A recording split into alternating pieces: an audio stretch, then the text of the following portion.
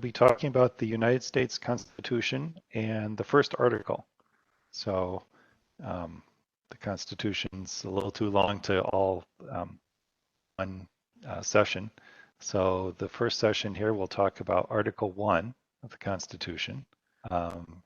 As you can see, the background here is the first page of the Constitution, which begins, "We the people." And we'll talk more about the preamble in another session. But right now we'll start with Article 1, which has to do with the Congress. So first of all, the Section 1 starts out with about legislative power. So when I use brown text here, it's a direct quote from the Constitution. Black text is just my own words.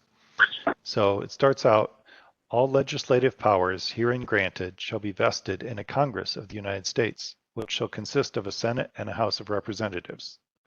So a very short section, but it's important. So the legislative powers are the powers to pass laws. So only the Congress has the powers to pass laws, and that's the only federal branch of the executive and the judicial branches don't have the power to pass laws. And it consists of a Senate and a House of Representatives.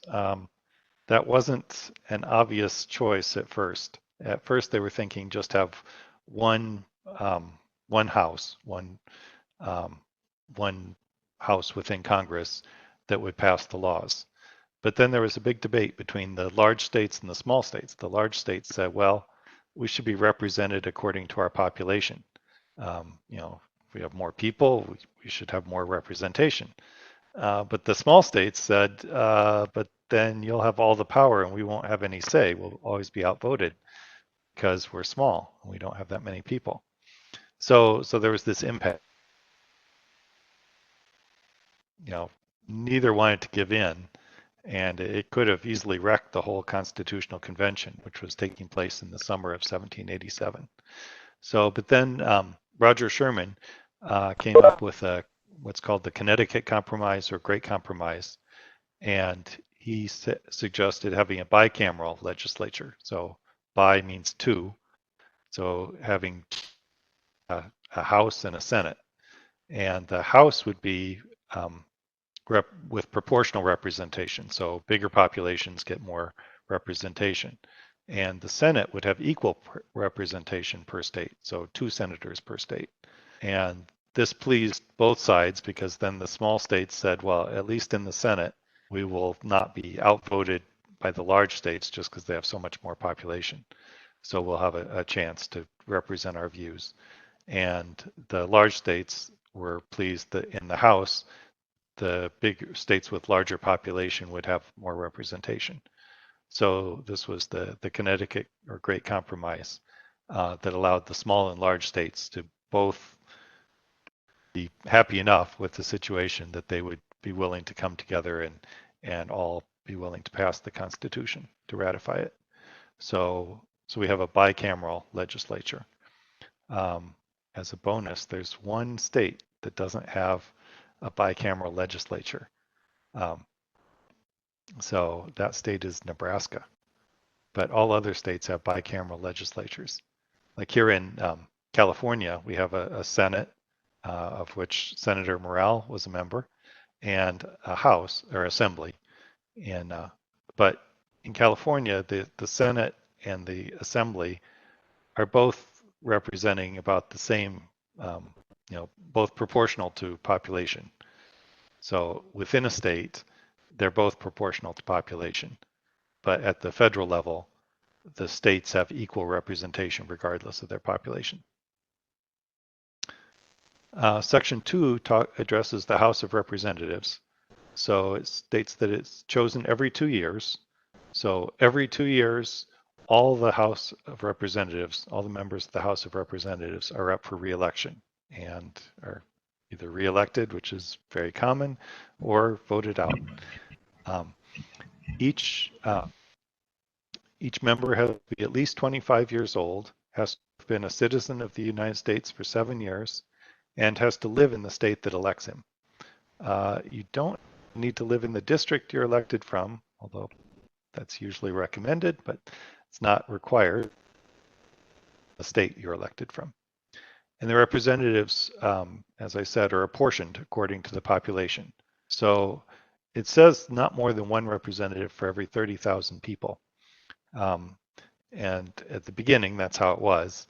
But today, each representative district has about 750,000 people, because in 1911, they had been, increasing the number of representatives as the population increased, so that each representative continued to represent about the same number of people. But in 1911, they decided our country is growing so much that if we keep this up, we'll have a huge House of Representatives, and it'll become too unwieldy. So then they capped the number at 435, which is what it had at that point in time. And they said, okay, grow the House any further, we'll just let each district represent more people. So that's how we went from each representative for 30,000 people to for about 750. But each state gets at least one, even if their population is less than 750,000. Each state, so some of the smaller states like Wyoming and Alaska have one representative. And a census is to be taken every 10 years to determine the representation in the House. So that's the primary reason for the census being taken every 10 years, is so that we know how many representatives and how they should be apportioned for the House of Representatives. If there's a vacancy, then the governor of the state will call for a special election so the people can elect a new representative for their district. And as we saw recently, the House has the sole power of impeachment. So the House can pass an article of impeachment. However, then it's up to the Senate to try it. So Section 3 details the Senate. So it's chosen every 6 years. The Founding Fathers, wanted frequent elections in the House, so every 2 years, so that the House would reflect the current will of the people. If the will of the people had changed recently, something new had come up, they could elect representatives to represent their views. However, the Senate, they thought that the House would be, hot with the current issue of the day, hot with emotion or the current issue. And the Senate, they talked about as the saucer to cool your tea. So if you had a cup of hot tea, hot with whatever issue of the day, you would pour some of that tea into the saucer of the Senate, and it would cool there. And the Senate would be a little more calm and slower to change, because they're only elected every 6 years. So they kind of wanted a balance between the House being very close to the people and the issue of the day, and the Senate taking a little longer term view, a little cooler view of things. So they staggered the terms so that 1/3 of the senators are elected every 2 years.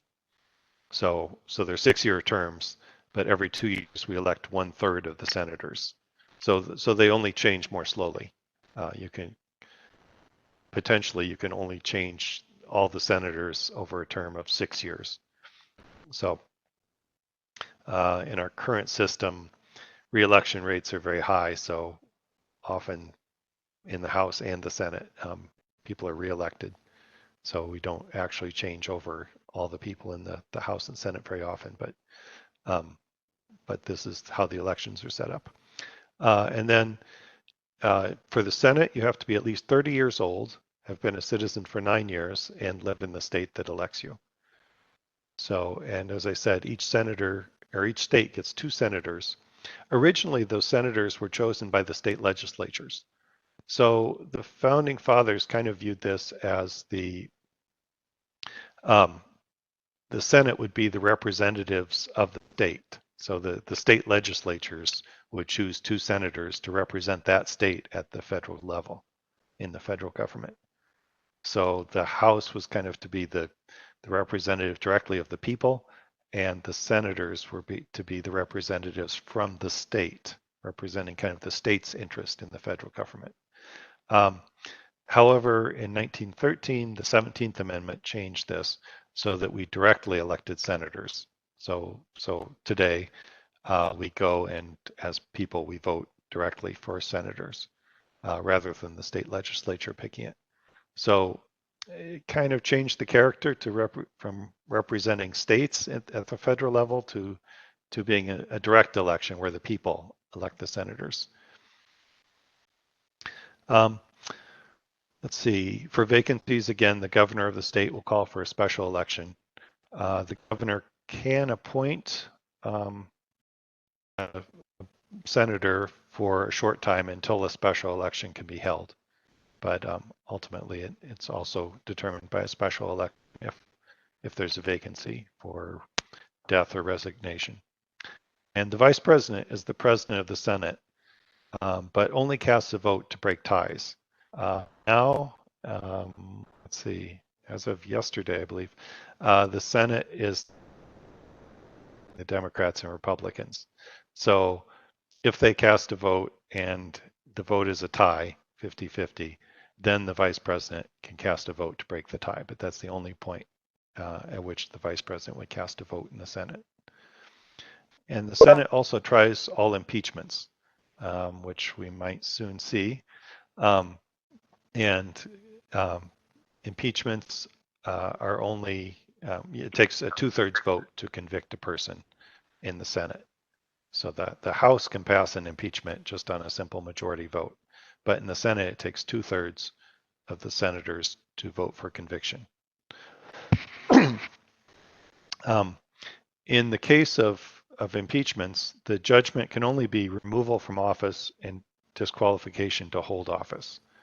So given the potential upcoming impeachment of Trump, President Trump, it says the removal from office, which seems office.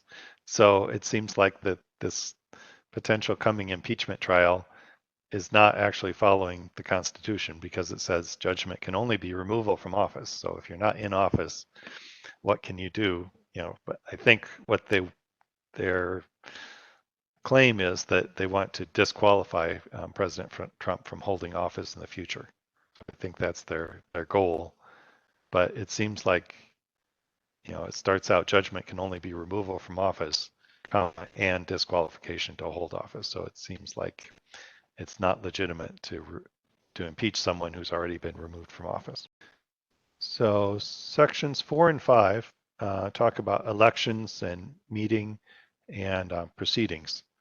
So the state legislatures determine the times, places, and manner of holding elections for Congress. So this was also an issue in the latest election, in that the state legislatures had passed laws saying this is how we conduct our elections. But then often, especially in the swing states, these laws were then later changed by secretaries of state or local elections officials or courts, and who said, oh, no, because of COVID, we're going to change this or that or do it in a different way. Or we don't like the time limit you set, we're going to extend it. Many different changes were made.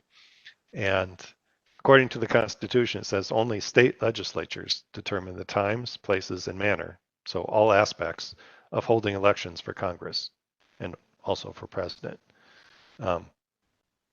So anytime someone besides the state legislature changed the laws, the rules governing elections, it violates the Constitution. Right here it says state legislatures determine the times, places, and manner for elections. So that was an issue in this past election that came up. So it's kind of at least once a year, and it was changed to January 3rd by the 20th Amendment. It had been in December in the original Constitution. So we saw the new Congress was seated on January 3rd this year, according to the 20th Amendment. And it says each house sets its rules for proceedings. So, the House and the Senate each can set up their rules for how they they proceed, what their motions, how they do motions and votes and arguments and such. For example, the filibuster is a rule that the Senate has had since the mid 1800s, a long time. And it allows for a senator to continue to talk until the filibuster is ended, and it takes a 60 vote, 60 of the 100 senator vote to end a filibuster. So the filibuster rule allows even a minority to block a bill that they don't like because it takes 60 votes to end a filibuster. The Democrats have been threatening to end the filibuster so that it would be like the House and just a majority vote would be able to end that. So that would eliminate what has long been a key difference between the Senate and the House. So we'll have to keep an eye on that. Also, each House must keep a journal of its proceedings and recording of its votes. So the Federal Register is where you can go to see the text of laws and things. And so if you're interested, often they're long and kind of unreadable, and often even the members of Congress don't even read the bills, which is unfortunate. But if you go to the Federal Register, you can see the text of bills and proceedings of the Congress and other areas of government. So Section 6 talks about compensation and that you can't hold any other office. So compensation was a consideration during the Constitutional Convention. Who should set the pay of Congress? Can they vote their own pay, or would the president set their pay? It was eventually decided that they can set their own pay. However, as a protection against them just saying, oh, well, let's see, we each won $1 million this year. James Madison had proposed an amendment along with the other 10, which became the Bill of Rights, to say that any congressional pay raise can't take effect before the next election. So if they vote themselves $1 million a year in pay, then the people get a chance to vote on their continuation in office. So you can vote the rascals out if you don't like what they're doing with their pay. So this was proposed in 1789, along with the 10 other we know as the Bill of Rights. However, by 1791, the other 10 were proposed, but this one had only 6 states that ratified it. So it didn't pass. It wasn't ratified. By 1979, only 10 states had ratified it. This one, many recent ones have a time limit, maybe 7 years. But this one had no time limit. So in 1982, Gregory Watson, a sophomore at the University of Texas, Austin, wrote an essay about it, and he got a C on his essay. So he said, okay, I'm going to work to get this thing passed and get this ratified. So he started writing letters to state legislatures and federal congressmen and senators, and eventually it got moving and going, and more states ratified it. And in 1992, the required 38, 3/4 of the states, did ratify this. So this became the latest amendment to the Constitution. So it became the 27th Amendment, even though it was proposed among the first group of amendments. And so the 27th Amendment prohibits a congressional pay raise from taking effect before the next election. So kind of an interesting story on that. Congressmen are also privileged from arrest during congressional session, except for treason, felony, and breach of peace. So I guess they can't be arrested for a misdemeanor as a way to keep them from participating in the congressional session. And they may not hold any other office when they're a senator or representative, which is called the incompatibility clause. The King of England had placemen, members of parliament, who also had highly paid administrative offices within the king's government, so that the king could influence their votes. Basically he's saying, well, I'm giving you this plum job with a big salary, so you should vote the way I want you to. And the founding fathers rightfully saw that as being a corruption. So they prohibited any senator or representative from holding another office. So section 7 talks about revenue and vetoes. So it begins with all bills for raising revenue shall originate in the House of Representatives. So any spending or taxing bill has to start in the House of Representatives because that was the house that was closest to the people. It represents each person representative the smaller number and is supposedly closer to the people, more in touch with the people and their opinions. So they felt that the House was the most representative body in the government. So they said that only the House of Representatives can initiate bills for raising revenue. So both spending and taxing bills have to originate in the House of Representatives. And it says that a bill passed by both houses of Congress, so if the House and the Senate each vote a majority for a particular bill, it's presented to the president. And then he shall either sign it if he approves or return it with his objections, which would be called a veto. So the president has 10 days to respond. And if this time expires and Congress is in session, the bill's approved as if he signed it. So maybe if he doesn't really like it, but he doesn't mind if it's passed, he might just not sign it and let it become a law anyway. Usually the government, let's see.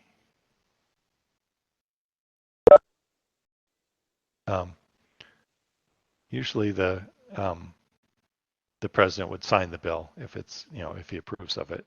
But if Congress is not in session and so if Congress is not in session and the president doesn't sign the bill dies. It doesn't become a law. So that's called a pocket veto. So a vote by 2/3 of the House. Let's go back here. Okay. A vote by 2/3 of the House is required to override the president's veto. So the president can veto a bill if he doesn't approve of it, and Congress can override that, can make it a law anyway. If 2/3 of them, it's full majority to pass it initially, but 2/3 of both the House and Senate would have to vote for a bill for it to become law over the president's veto. So, there's a give and take between the president and the Congress. A simple majority of Congress plus the president can make a law, or 2/3 of the Congress without the president can make something into a law. Section 8 here we go. Section 8 goes through a lot of different powers that are given to Congress.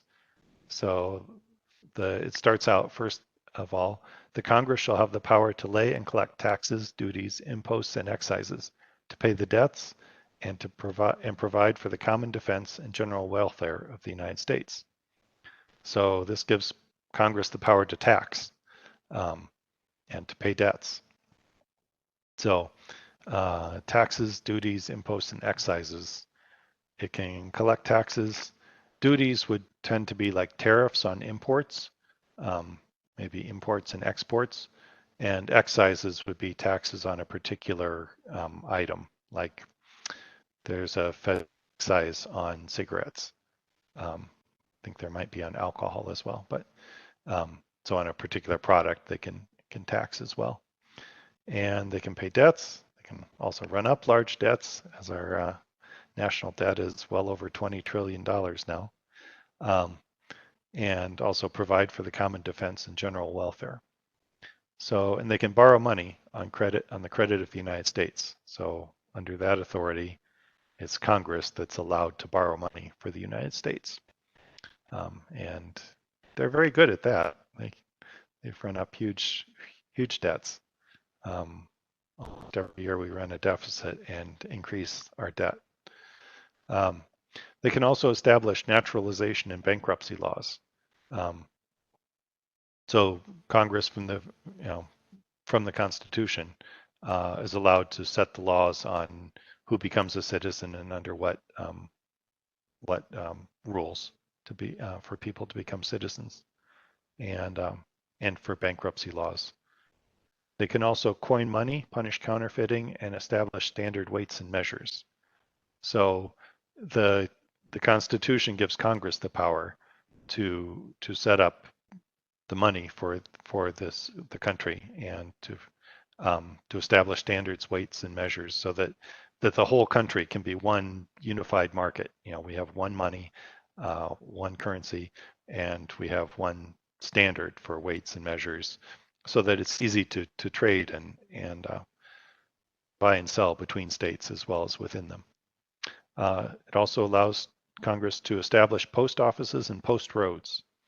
So post offices, were kind of probably about the only form of communication at the time the Constitution was written. So they felt that communicating between people, even at long distances, was important. So they gave Congress the power to establish post offices and post roads for the mail to move over. So under this provision, that's why we have a United States Post Office, which is established by Congress. It also has a provision for Congress to provide for copyrights and patents. So it allows inventors and writers to benefit, to have an exclusive benefit from their own works, which encourages people to invent things and to write things. And it gives the power to constitute tribunals inferior to the Supreme Court. So the Supreme Court is established by the Constitution, but all the lower courts are established by Congress according to this. Some other provisions relating to military forces. They can define and punish piracy. Congress can declare war, grant letters of marque and reprisal. Letters of marque and reprisal were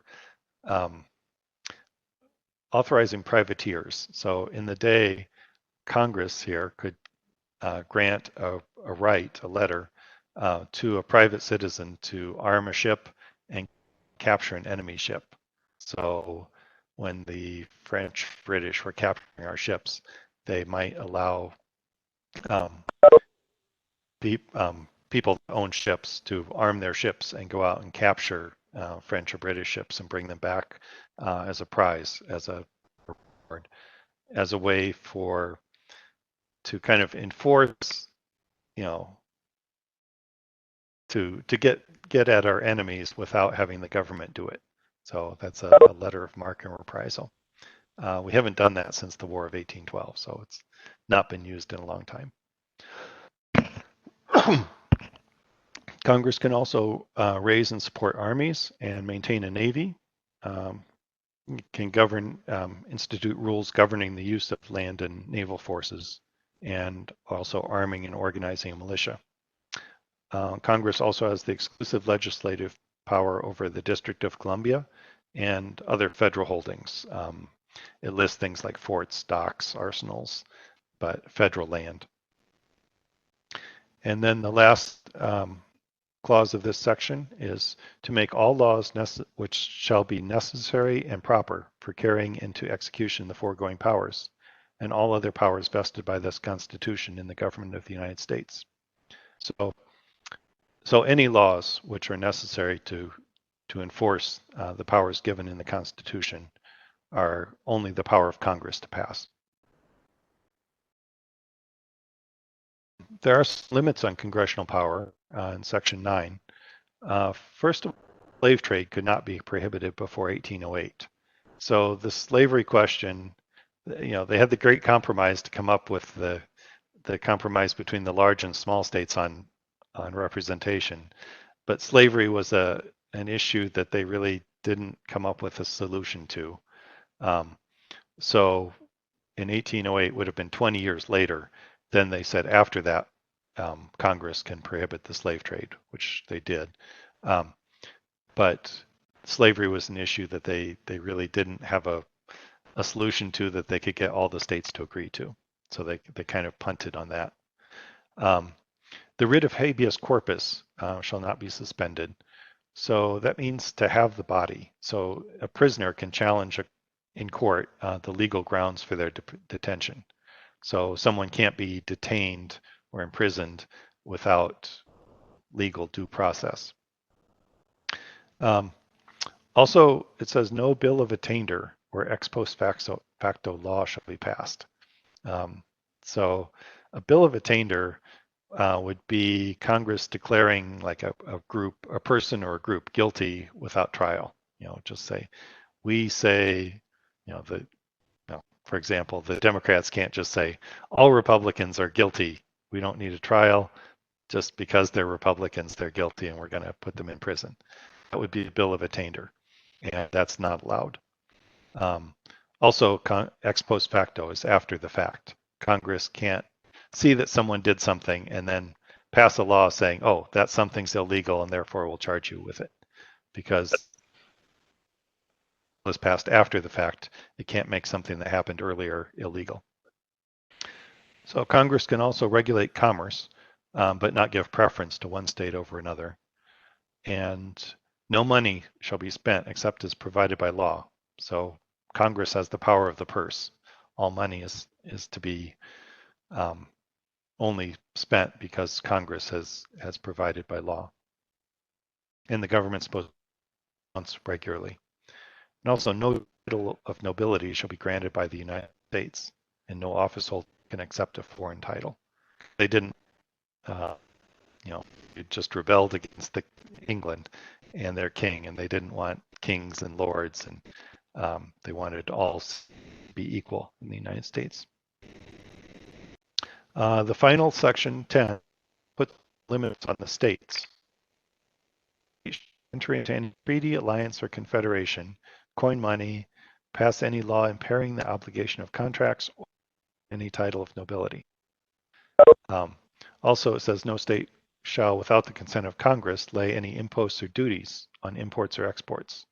And no state without consent of Congress will lay any duty of tonnage, keep troops or ships of war in time of peace, enter into any agreement or compact with another state or with a foreign power, or engage in war. So the U.S. is to be a single market, not without tariffs between states, without unequal regulations between states, and with one currency. So the states aren't to put a tariff on exporting to another state or importing from another state, and the states can't have their own money system. Only the Congress can establish a currency, and making war or making foreign treaties and alliances are also only federal powers. So you can't have states going off and have California make a separate treaty with Mexico that doesn't affect the rest of the country. So separated the federal versus the state power somewhat, and allowed certain powers to only be exercised by the federal government. So a few conclusions here. The Great Compromise of 1787 allowed the large and small states to come to an agreement on their representation in Congress. If that hadn't come about, probably there would be no constitution, because they wouldn't have agreed and they all would have gone their separate ways. So that probably was the compromise that allowed the Constitution to come together and be approved. And it allowed for growth of the country. As we note in the way it sets up the House and Senate, it says, okay, proportional to the population and 2 senators per state, but it doesn't say a certain number of senators or representatives. So it allowed for the country to grow and new states to be added to the Union. And many of the important powers granted to the government, such as making laws, taxing, spending, declaring war, are given to Congress. Because Congress is the closest branch to the people, thus the founders trusted it with more power because it's more responsive to the will of the people. However, they did not make it like a system like the British Parliament. The British Parliament holds almost all the power, but they separated the power into 3 branches: the legislative in Congress, the executive, and the judicial. So even though they trusted Congress with more power, they still didn't trust it with all power, and they put limits on it and separated powers into 3 branches. 'Cause the flag still stands for freedom, and they can't take that